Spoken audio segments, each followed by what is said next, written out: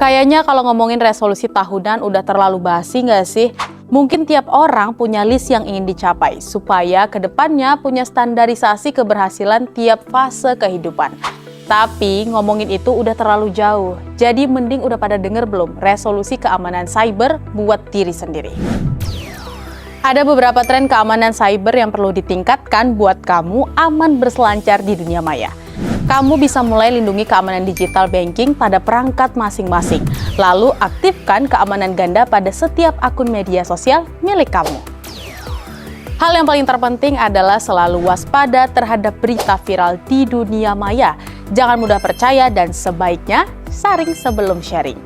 Kalau udah semua nih, ada satu deh kayaknya yang kelupaan, yaitu waspada keamanan teknologi terbaru Artificial Intelligence atau AI. Nah, teknologi ini memungkinkan mesin untuk meniru kecerdasan dari manusia.